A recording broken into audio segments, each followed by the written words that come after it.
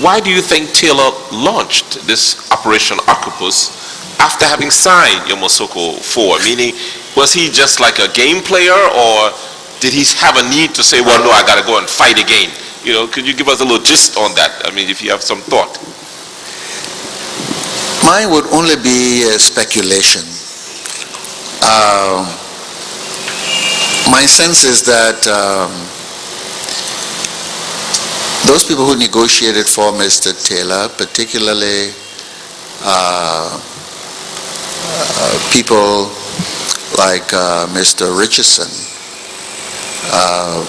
might be in a position to say much more about this. But from this side of the divide, a number of things happened during this period. Before Octopus took place, President Jimmy Carter had come through as a peacemaker. President Carter came and met with us and asked what it is that he needed to go to Banga and discuss with Mr. Taylor. We said to him, we would want Mr. Taylor to be faithful to the agreement on disarmament. That's all we ask. Once there is disarmament, we will move swiftly into elections. And given his control, Mr. Taylor, of much of the landmass of Liberia, we assume he has a very good chance of winning the presidency.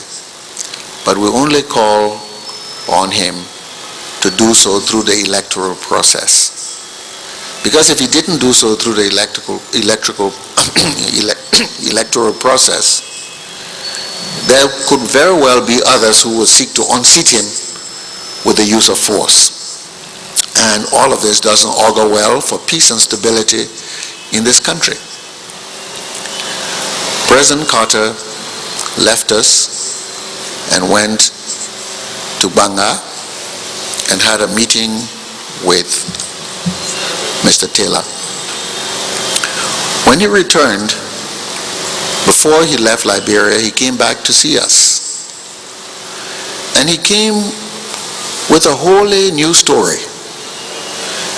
President Carter was so excited about his visit and about the fact that Mr. Taylor was a God-fearing man.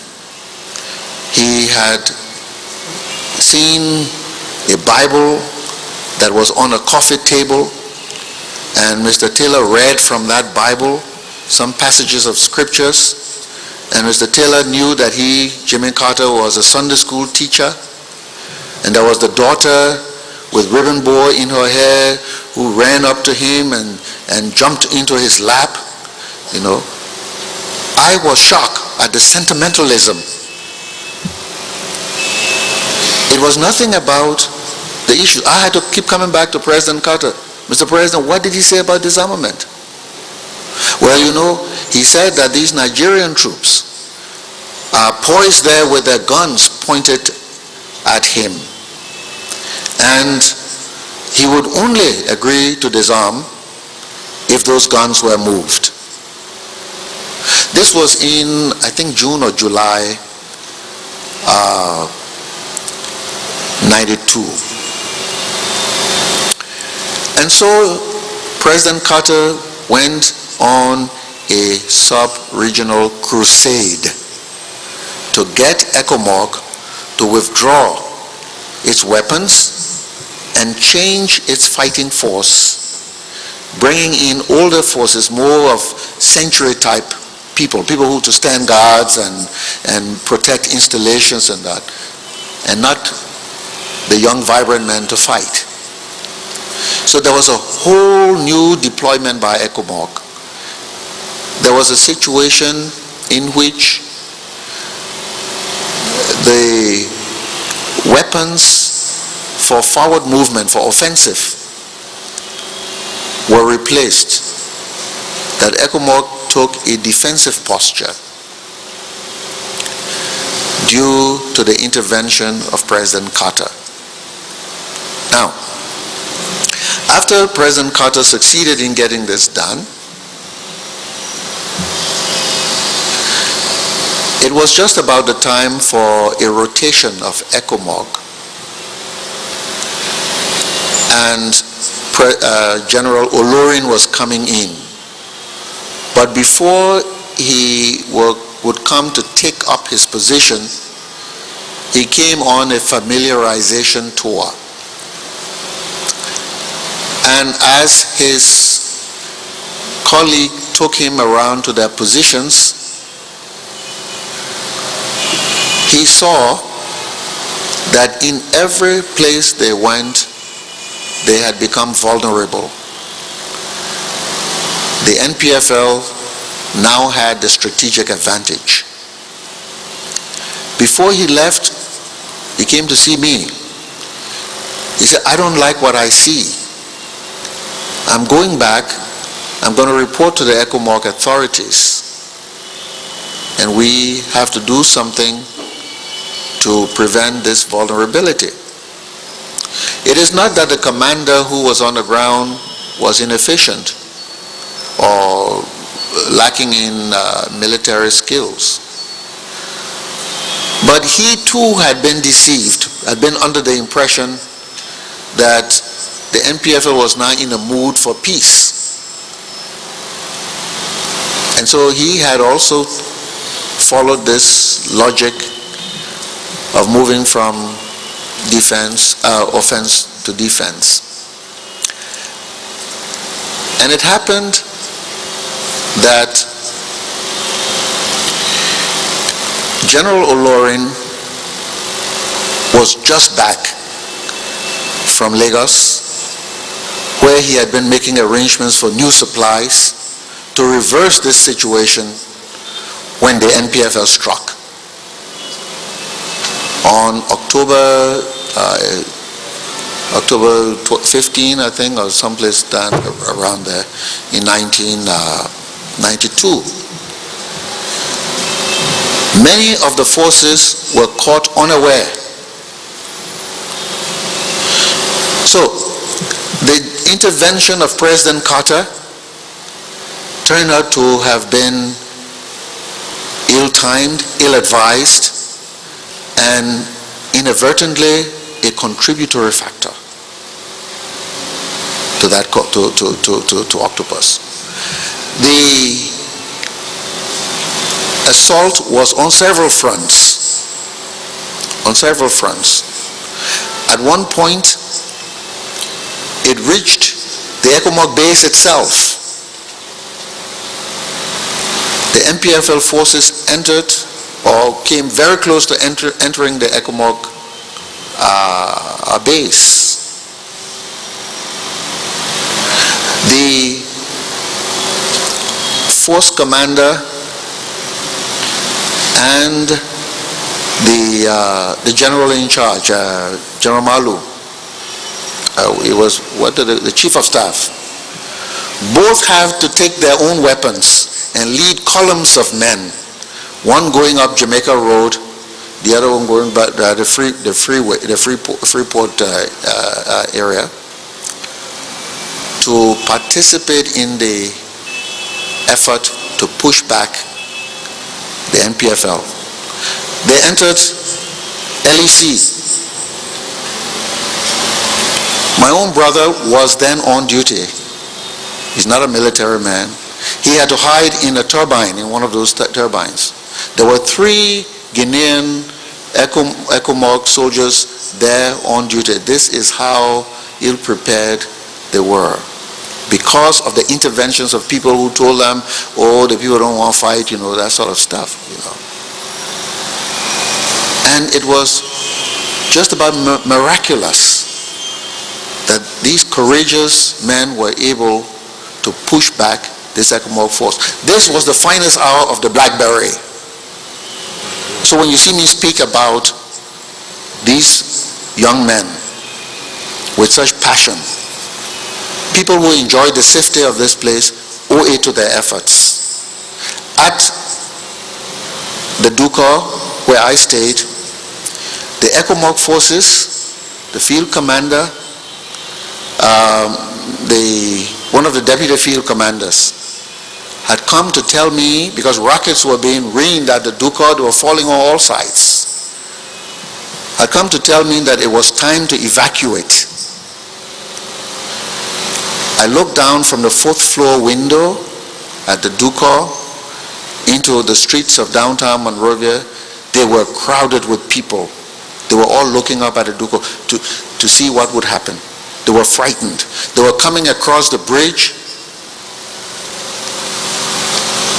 and they hardly had room to breathe. I mean, the kind of congestion. They were flowing over into Newport Street.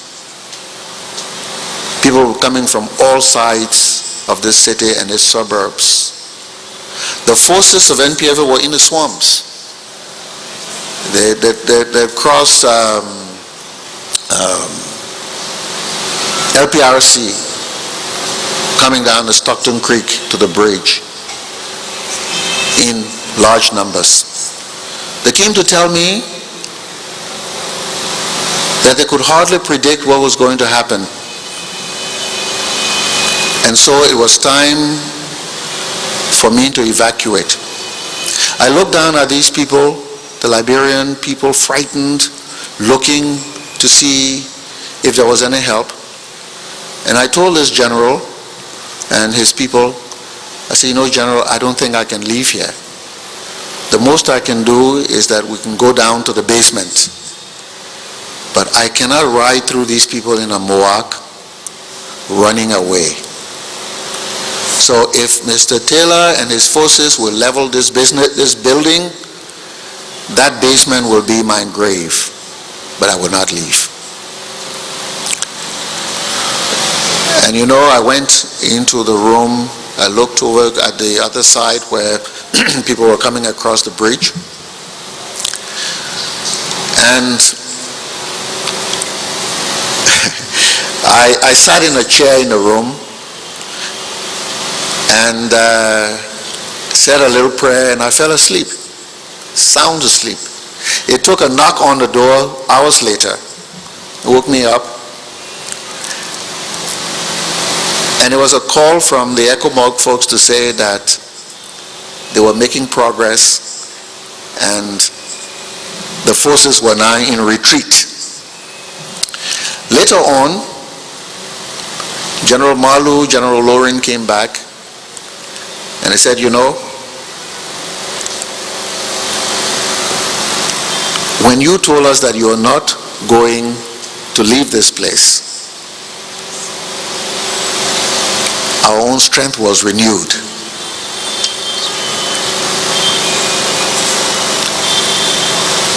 I don't say, I'm not telling this story because I want a pat on the back. I did nothing compared to what those young fellas who lost their lives, the Nigerians, the Ghanaians, the Liberians who lost their lives, accomplished to keep this place safe so that hundreds of thousands of people could not be slaughtered. And so if we want to look at the human dimensions of Octopus, we must consider this story also. And when you ask what was in Mr. Taylor's mind, what were his intentions, I can only say what I heard him say on the radio, and many other people heard that. From some command post somewhere, he was telling people how he had captured Monrovia, that there would be food distributed at the ACS school on the old road. Go out there. We are at this other point. Go there, in an effort to manipulate people through the power of radio. And he almost succeeded. Were it not for God first, the forces of ECOMOG, including those forces that fought alongside ECOMOG, the Beret, the AFL, and the indomitable will of the Liberian people. Along the river edges, communities were mobilized. This is when I know the power of mobilization, when you get people involved. It were local people policing their neighborhoods, pointing out, yeah, one there, fellas in the swamp trying to come across.